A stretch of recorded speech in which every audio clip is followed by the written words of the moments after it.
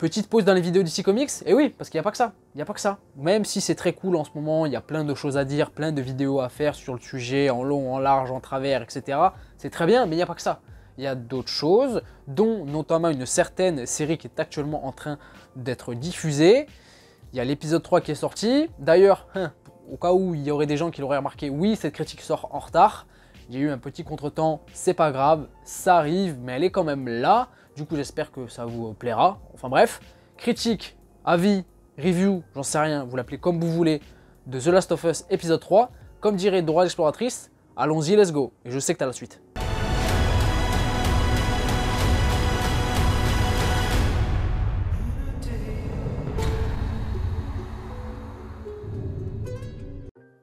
Bon, en vrai, vu que cette vidéo sort en retard, je vais pas m'éterniser à 100% sur cet épisode. Il y a déjà énormément de vidéos qui ont été faites par plein de créateurs de contenu, qui ont parlé de cet épisode en long, en large, en travers, qui ont déjà dit tout ce qui pouvait être dit, je pense. Donc voilà, je vais pas non plus me répéter sur tous les points.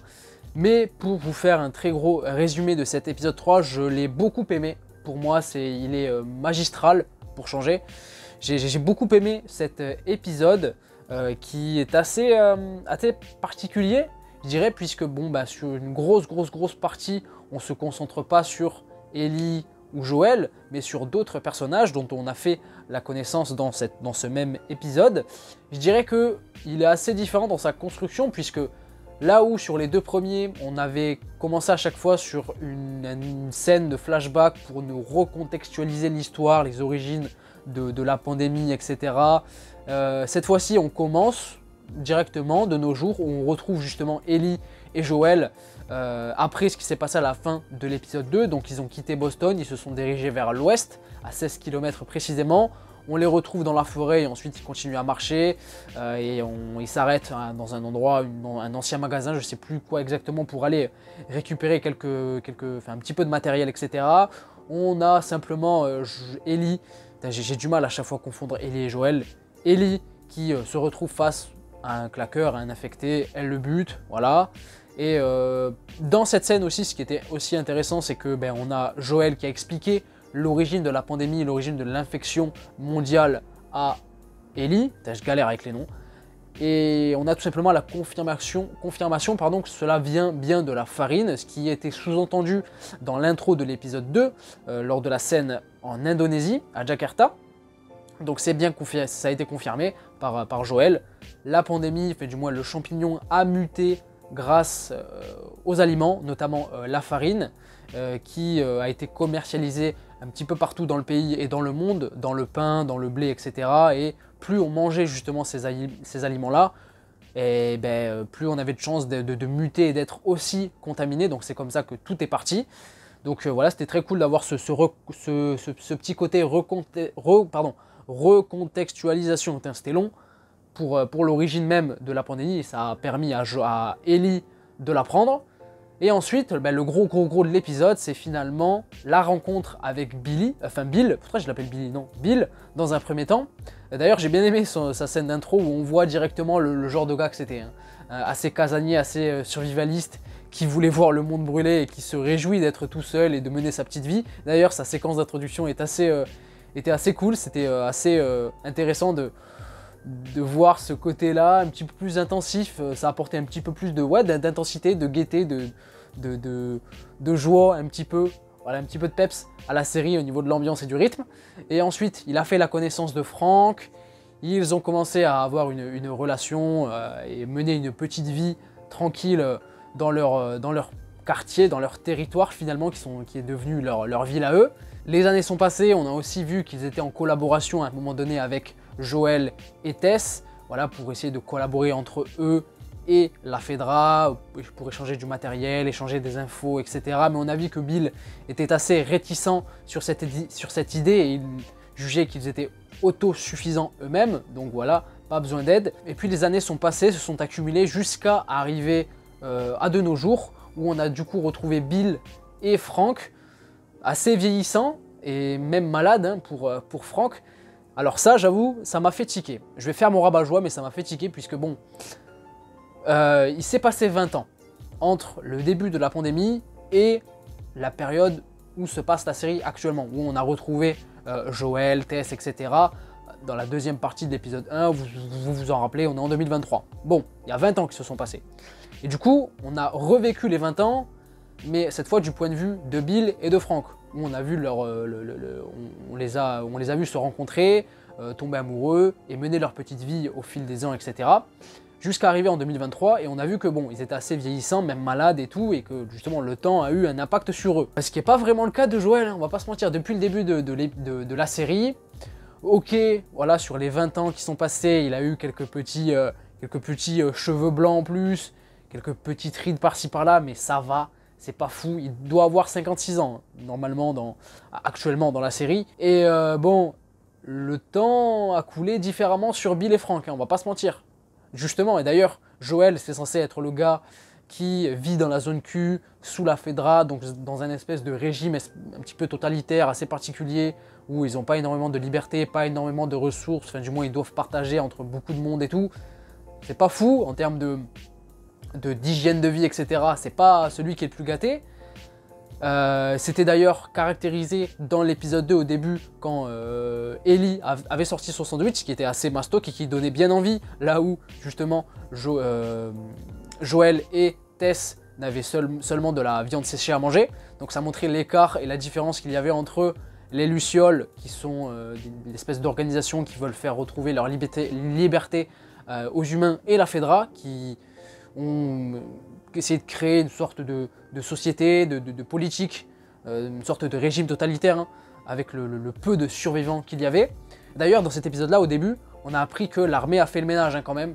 Ils savaient d'entrée de jeu qu'il n'y allait pas avoir assez de place dans les zones Q, etc. Donc ils ont fait le ménage, ils ont tué des pauvres innocents qui n'étaient même pas, eux, infectés. Et cela a évité aussi à ce qu'il y ait de plus d'infectés, puisque un mort ne peut pas être infecté, c'est ce que nous disait justement Joël. Mais bref, tout ça pour dire qu'au niveau de la suspension d'incrédulité, par rapport à l'âge de Joël et aux 20 ans qui sont passés, sur Joël et sur Bill et Frank, c'est différent. Donc voilà, je chipote, mais bon, c'est un petit détail. Et du coup, bon ben, on a terminé sur on est arrivé vers la fin de l'épisode où on avait une séquence assez émotionnelle, très forte, où justement la musique qui se faisait assez discrète et était même inexistante pendant une grosse partie de l'épisode a décollé. Il y a eu un élan musical sur la scène où on a tout simplement Frank qui a décidé de mettre fin à ses jours à la fin de cette journée et qui a du coup demandé à Bill de lui faire vivre une de ses plus belles journées, une dernière fois, de le promener, de lui faire à manger et de se marier. C'était une belle séquence qui ressemblait un petit peu à là-haut aussi, non ? Il y avait ce petit côté là-haut, hein, de Pixar. Et ensuite, on a du coup Ellie et Joël qui sont arrivés à la maison, au territoire de Bill et Frank, mais ont très vite compris qu'ils étaient finalement morts, ils avaient mis fin à leur jour. Mais Bill a quand même voulu laisser, il a été clutch, hein. Bravo Bill. Voilà, tout ce qu'il y avait dans la maison à Joël, parce que c'était son ami, même s'il appréciait pas trop. Voilà, donc tout ce qui est munitions, voitures, batterie de voiture, etc. Enfin bref, la totale, c'est cadeau. C'est Bill qui offre, donc c'est très cool. Et puis voilà, on a terminé sur l'épisode avec quelque chose, avec un semblant de l'aventure qui démarre. Encore une fois, enfin une bonne fois pour toutes, j'ai envie de dire. Une chose aussi que j'ai bien aimé dans cet épisode-là, même si c'est juste pas le gros de tout, hein, puisque le gros de tout c'est vraiment Bill et Frank et leur relation, mais l'espèce d'alchimie, de relation naissante entre Joël et Ellie. C'est très timide au tout début de l'épisode et à la fin, mais ça commence, ça s'envoie des petits pics, ça a des petits gestes attendrissants, surtout de la part de Joël, même s'il reste très timide, mais il commence à montrer un petit peu un intérêt vis-à-vis de Ellie. Ça commence, ça sent bon cette histoire. Moi, c'est la chose que j'attends le plus, hein, dans la série. Moi, voilà, je sais que c'est un secret pour personne, mais il va y avoir quelque chose qui va naître entre Joël et Ellie. Et ça commence déjà, et c'est l'une des choses que j'attends le plus, peut-être même la chose que j'attends le plus de toute la série, cet aspect émotionnel entre les deux. Donc voilà, j'ai très hâte de voir comment tout cela va évoluer et comment tout ça va grandir. Mais voilà, sur la fin, notamment la fin, voilà, c'est le moment qui m'a fait esquisser un petit sourire à la fin de l'épisode quand même. Où on avait ce semblant que l'aventure allait réellement commencer, puisque ça y est, Ellie et Joël allaient véritablement pouvoir prendre la route et aller essayer de retrouver, du moins prendre des nouvelles du frère de Joël, hein, qui donne plus de signes de vie depuis quelques semaines.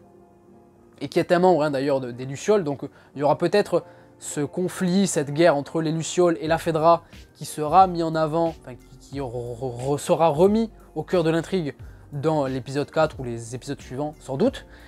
Mais la relation naissante, la petite discussion par rapport à la musique dans la voiture et tout, avec le soleil levant ou le soleil couchant peut-être, je sais plus, j'en sais rien, mais en tout cas c'était une belle image, c'était une belle scène, assez poétique avec la musique et tout, un truc hors du temps qui faisait plaisir finalement, et qui nous disait allez ça y est, on démarre, c'est parti.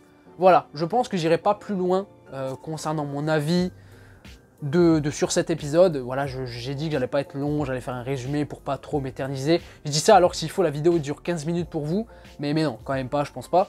Donc voilà, un épisode assez fort en émotion.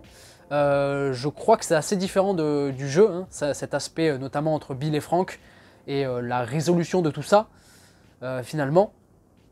Donc encore une fois, ça tire son épingle du jeu sur l'idée de l'adaptation. C'est un copier-coller sur l'histoire au niveau des enjeux au global, mais par-ci par-là, il y a quand même des libertés qui sont prises et des petites différences. Donc ça apporte un plus, une lecture différente aux connaisseurs du jeu quand même. Donc c'est très très cool.